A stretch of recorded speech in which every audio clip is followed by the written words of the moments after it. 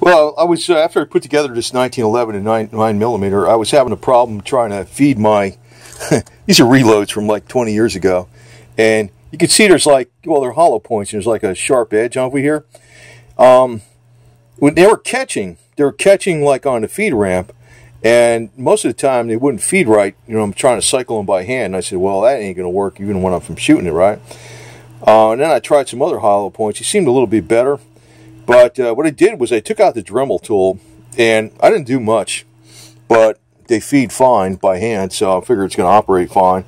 I'll show you what I did. It's just a little, it was a tiny little edge on the corner of the feed ramp, right where it was really like if this was going in and this was the top, it was like on the, towards the bottom of the side, it was catching just a little bit. And I just rounded out where that sharp corner was on the feed ramp, and I could cycle them through no problem now. It was like a 5-minute fix. So that's cool because I got a loads. If these work, I got loads of these stuff. I got, they're actually what they are. Winchester 115 grain projectiles. They're like bulk ammo. Reloaded them a long time ago. I think it was 4.9 grains of Winchester 231 powder, you know, and they're in ammo cans and plastic bags and stuff and whatever. So if that's cool, they've been reloaded a few times, so if I shoot them this time, I'll just throw away the brass, you know, because but if they work, that'll be my carry ammo, my target ammo, whatever the hell it is. Let me just pull this thing apart and show you what it is. Okay, so you're looking at, you know, the bottom of the slide, and hopefully this is focusing okay. This is the, this is right where the, right here. This is where the projectile feeds into the barrel. It's like the feed ramp on the barrel. It wasn't a feed ramp on the frame or nothing. It was catching right on the side right here, and on this side right here.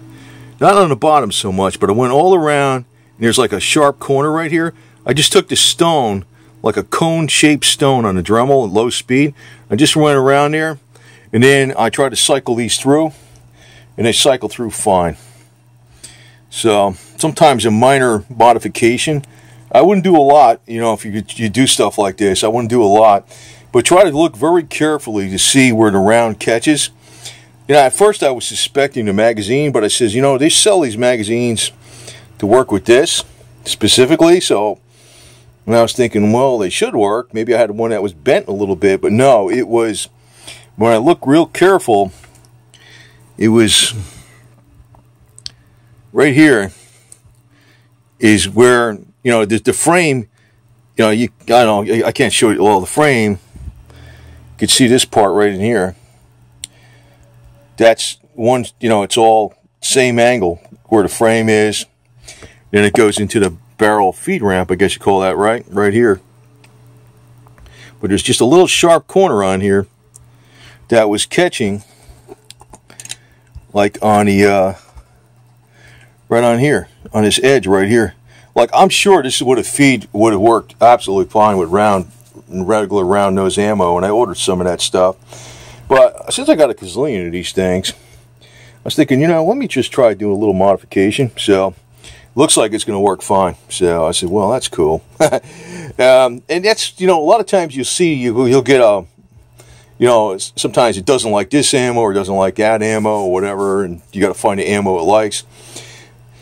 You know, if you're looking at it real careful, you could kind of see where it's hanging up, and it could be a tiny, tiny, you know, 0.02 of an inch taken off of the corner of some sharp corner or something, or sharp edge.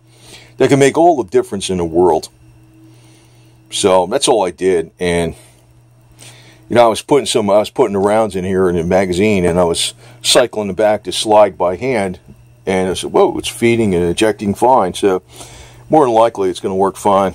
So, but that was kind of like good, because I got a lot of these that because this was brass that was you know, it was, you know, on the military ranges, they just leave all the brass there. I used to collect it. I freaking reloaded all of them, and I got a bunch of, that's how I used to shoot. I used to use the military brass, and Just get the 115 grain. It was Winchester bulk from Midway. Then I used to use the small pistol primers, non-magnum, with 4.9 grains of Winchester 231 powder. And you do like a whole bunch of them real cheap, man. But I was thinking, you know, I wanted these to work. I was 100% sure that the round nose, the Full Metal Jacket round nose would work, but it looks like these will work now too. So you know, if you're looking at, you know, if your weapon doesn't cycle some particular ammo, it could be like 1 or 2, maybe 0.02 of an inch of something where it's catching some material, and maybe it isn't the magazine. It's probably right where, well, who's that? Just the edge of the feed ramp, especially towards, you know, this thing really, you know, that's where the goes in there. There's like it's like a corner on there. It's like a sharp edge. I just took this stone on the Dremel and just, especially around here on this, more to the sides, because that's where it was catching on that wide mouth of that hollow point thing. So should work good now. So anyway, that's a wrap. I'm kind of happy with that. So hopefully I'll get out here and shoot it pretty soon. But I'm sure it's going to work now. And by the way, the slide on this thing must be made out of stainless steel. I was waiting to see some signs of rust. So yesterday, I kind of took a damp cloth and I put water on this thing and I closed the case. And I says, you know, if it doesn't rust, you know, after I put some water on it and close the case and let it evaporate inside the case, it must be stainless steel. So it is stainless steel. The barrel's stainless steel, the magazine's stainless steel. They got some pretty good parts in these Stealth arms. And so you know what I'm doing? I'm not gonna put any kind of finish on it. It's just gonna be like this. It's gonna be the 775 T6 aluminum and the stainless steel slide. It's just gonna look like that. It looks okay. And when I'm looking at it, I'm thinking is, why put a finish on it when it can just get scratched? If it's metal, I mean, the metal is not gonna, you know, it's the metal, the stainless steel, and the 775 T6 aluminum doesn't really get tarnished. It's really got to be subjected to weather a real lot. This is way more durable than bluing. You know, so if you just put a real light coat of oil on it too, I mean, it's plenty. I'm not going to mess around with putting a finish on it. To me, it looks fine like that. I like the two-tone gray with the black. It's got some little scratches in there from when I was putting some things together, but hey, it's fine by me. It's fine by me. I just want it to work good. It probably is going to work very well, even with these reloaded hollow points. I know these worked well with my Beretta. That's why I didn't just. I used to fire the Beretta with these all the time. The 92 or the M9, whatever you want to call it. The military version is called M9, but it's a 92. Works fine. I was thinking, oh God, it would suck if it doesn't. It looks like it's going to feed now, just for that minor modification. So I'm really super happy with this thing. To tell you the truth, when I was putting it together, I was like, what the heck did I buy this kit for? I could have just bought one and, you know, and had it put together. But now that I did it, I said, wow, it's a hell, you know, now that I think back, now that I understand it, if I ever did another one, it'd be a lot easier. But what I like is that I understand all the parts in the pistol now, right? It's like, I didn't understand this stuff, man. When I was putting this together, I was like, I fired a lot of the 45s. This is a 9mm version. I fired the 45 a lot. That's my favorite one. And that's why I got this, because I'm familiar with it. You know, to each his own. Whatever people, it's a good weapon, but you know, hopefully you never have to use it in real. But you know, that's what are you going to do, right? Such is life, you know. Could be up there in my Tennessee property, and a big critter can come by and try to bite me. You know, then I can use it for that, right? That's one good thing about having that concealed carry permit. Like, you know, I can go to my Tennessee property. I can travel through Georgia. I could take this, and that Tennessee property is way up in there in the hills. I haven't been up there yet. It's out there, man. It's like, oh God, I'm sure there's a lot of, dangerous critters there. And I know a 9mm is probably not but it's better than nothing. It's better than having a stone on you or something. Something really tries to, I don't know what it would be, you know, but you never know. And, you know, in the South, it's pretty cool. You can have your concealed carry permit. You can go pretty much anywhere except for like New Jersey or California or something, you know. There's most of the states in the South, you got reciprocity. And if I have my knife and I have it in my pocket, like in Georgia, well, you can put a knife in your pocket in Georgia as long as it's under 5 inches. And if it's over 5 inches, I think then you got to get the weapons permit. But, you know, in Florida, it's different. Like, you can't put a lot of, well, pocket knives you can, but if it's locks back, you know, whatever. It depends on who, there's discretion on it. But, you know, it's like, it's good having that concealed weapons permit. Because, say, for instance, you just wanted to put your knife in your pocket. And a knife, I consider an absolute tool. I mean, I use that for mechanic work all the time. And that really kind of bugs me that they got, you know, what are you going to have, steak knife laws when you're going to a restaurant or something? You know, I'm kind of digress, but you know, I actually am happy with this now because I feel good. I was cycling through, you know, if these eject good with the projectile, the weight of the bullet on here, and they're popping out of there, no problem. Just me working the slide by hand. The brass with this projectile off is going to sling out of there, no problem. And if they're feeding in there, no problem. Me just working the action by hand, it's, you know, more than likely it's going to work because the spring that's in there is that variable spring. I think this kit is from Stealth Arms. Is actually, I think they got some really good parts in there. I think they make most of their parts, not the barrel, but all the parts are made out of metal. They're made out of either some kind of steel or stainless steel or 775 T6 aluminum. There's no plastic parts.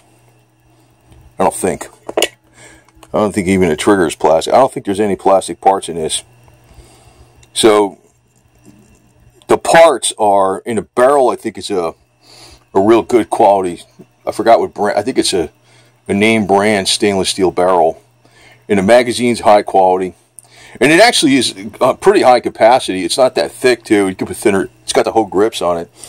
It's 9 plus 1 in the chamber, and I don't know.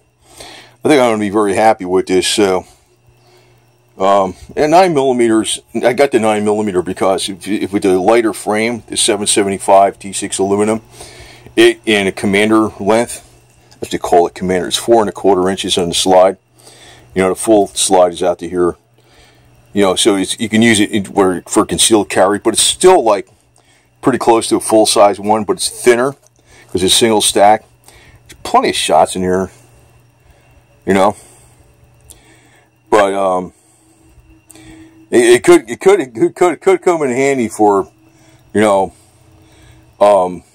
you don't know. I mean, it could be, you know, some wild animal can be coming after you or something. I mean, 9mm ain't the best thing in the world for it, but it's, like I said, it's better than a stone. Not that I plan to.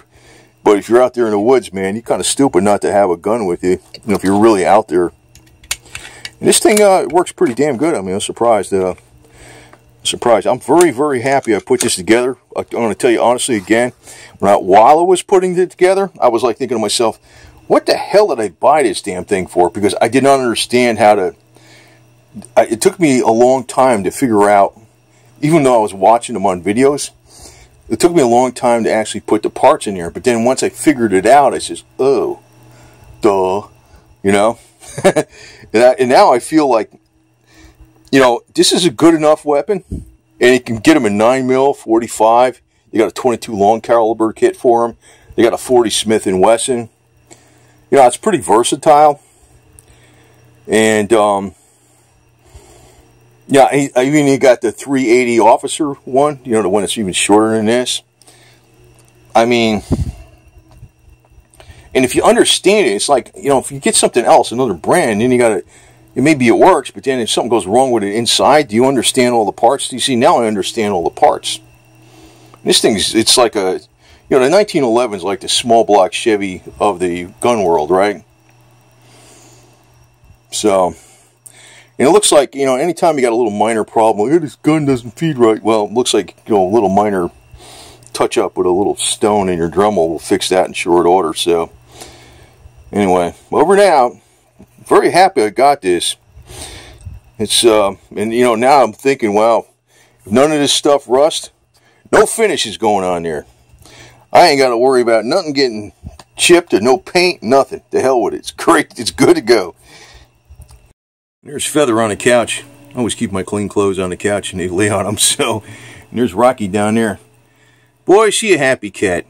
Is she a happy cat, boy. I'm glad she's doing well. All four of them are out. You know, two are outside, and Onyx always hangs around his mama. And Paws was inside a little bit too, so.